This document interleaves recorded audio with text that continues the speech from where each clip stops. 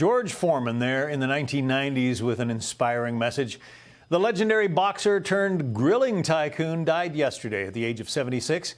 President Trump paid tribute to the former heavyweight champ on Truth Social earlier, writing in part, quote, "He was something really special, but above all, he was a great person with a personality that was bigger than life. I knew him well, and he will be missed."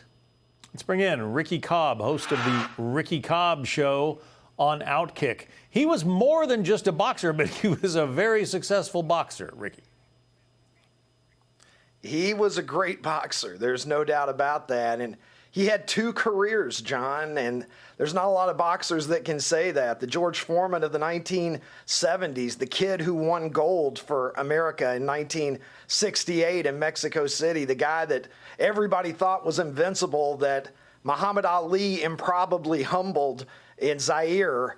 And then the larger-than-life, bald, George Foreman grill hawking guy who won the heavyweight championship again at age 45. So George Foreman is a very singular figure in American sports history. Yeah, one thing that may have changed the trajectory of his career is that he found faith. Jim Gray was talking about that earlier on Fox. Listen. People usually don't go from being villains to being people who are embraced. And that was one of the great things about George. You know, for many, many years, he was not likable and people did not want to be around him. And then he changed everything. And he took control of his life. He found it through God and through his faith. And he found it through people. I mean, I'm old enough to remember, you know, his fights against Muhammad Ali and so forth, but I don't remember a time when he was not likable. I've always, you know, thought of him as a warm and fuzzy person, and apparently that came through, as Jim Gray was just saying, his faith. Yeah, he was a very intimidating, sullen figure in his 20s. His first reign as champion, he scared people. He was like a Sonny Liston or a young Mike Tyson. But after losing to Jimmy Young in 1977 at age 28, only the second loss of his career, he had that religious experience that Jim Gray spoke of. And he decided that what he was going to do is dedicate his life to being a preacher. And he went and did that for 10 years. He exited public life and focused on his faith, on his God, and in his late 30s decided that a good way to raise money for his church would be perhaps to box again. And that led us to the George Foreman that became this beloved figure that folks like you and I respect so much. Yeah, he also made a couple of dollars selling grills, and he commented on how some of the younger folks never really knew him as a boxer. Listen to this. This is a funny clip.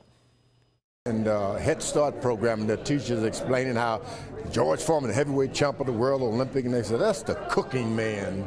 They only know me about that George Foreman grill. But you know what? It's nothing bad with that. There's nothing wrong with that. He sold a lot of those grills, Ricky. He made quite a second name for himself. He sure did. I had one of those grills. And there were a lot of us that bought those grills because George Foreman's name was on it and because we loved the guy so much. He even had a sitcom for a little while, which would have been unthinkable when you think back on the George Foreman that was knocking out Joe Frazier and Kenny Norton back in the early 1970s. But I think George came to enjoy people, and people came to love George. And when he beat Michael Moorer in 1994, it had been 20 years and almost a week since he had lost the title to Ali. It's unthinkable. I posted over at Super 70 Sports on X that I was 17 months old when George Foreman won the heavyweight title. I was 3 years old when Muhammad Ali beat him.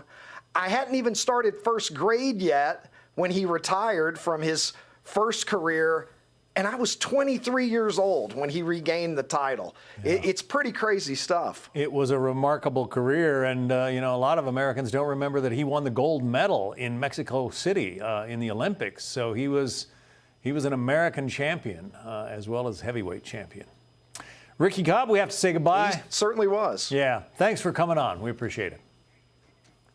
Thank you, John. Appreciate it. Hi, everyone. I'm Brian Kilmeade. I want you to do me a favor. I want you to click to subscribe to the Fox News YouTube page. This is the only way that I know for sure that you're not going to miss any great commentary, any great news bites, any great interviews coming your way on Fox. You can get it all here on YouTube. So subscribe right now.